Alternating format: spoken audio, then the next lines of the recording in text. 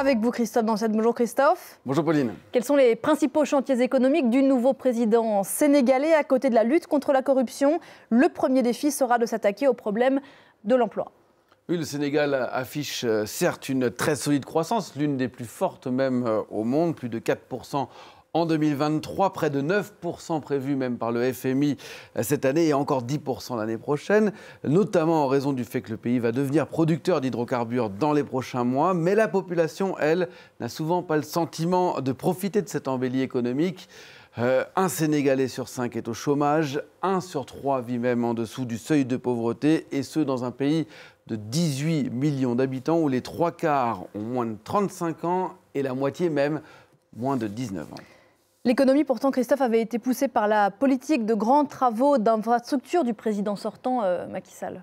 Le plan Sénégal émergent, effectivement, de Macky Sall. Le problème, c'est que là aussi, un certain nombre de travaux ont été critiqués, ne correspondant pas aux besoins réels de la population. Exemple, le TER qu'on voit sur ces images, qui au lieu de connecter des régions intérieures, a d'abord relié la capitale au nouveau pôle économique de Diamniadio, à 60 km de Dakar, là où justement le nouveau président sera investi tout à l'heure, le tout pour des coûts astronomiques. Mais à côté de cela, la population a beaucoup souffert de l'inflation, en particulier de l'inflation alimentaire, le riz, les huiles.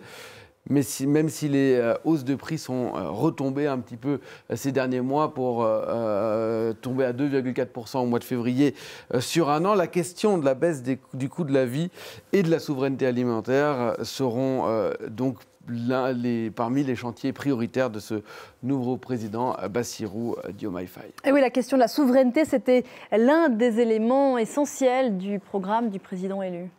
Avec une volonté maintes fois affichée de rééquilibrer les liens avec les entreprises étrangères, notamment françaises, la France restant le premier investisseur étranger dans le pays et comptant autour de 250 entreprises, Total Energy, Auchan ou encore Orange, pour n'en citer que quelques-unes, des groupes parfois accusés de néocolonialisme. Bassirou Diomaye Faye a dit vouloir renégocier un certain nombre de contrats, mais dès son élection, il a aussi cherché à rassurer.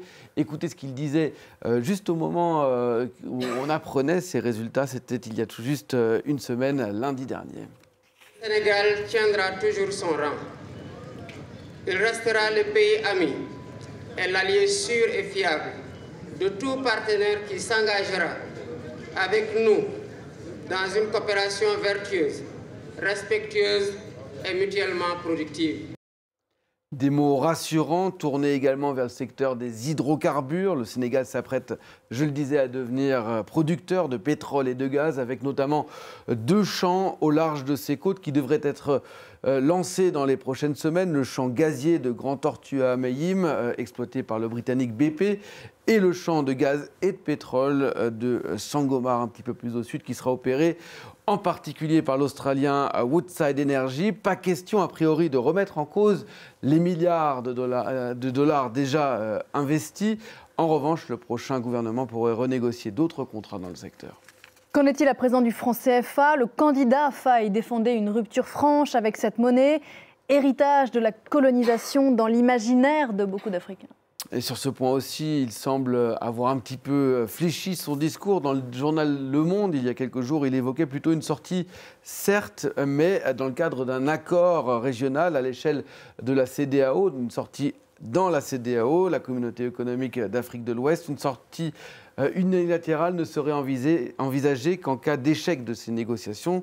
Toujours est-il que de nombreux investisseurs étrangers semblent aujourd'hui beaucoup plus rassurés, les marchés aussi rassurés, aussi surtout que ces élections et cette transition se soient passées dans le calme. Donc, tous regarderont maintenant la composition du nouveau gouvernement et en particulier le choix du ministre de l'économie et celui des finances, ce qui donnera évidemment une indication sur le ton des réformes à venir.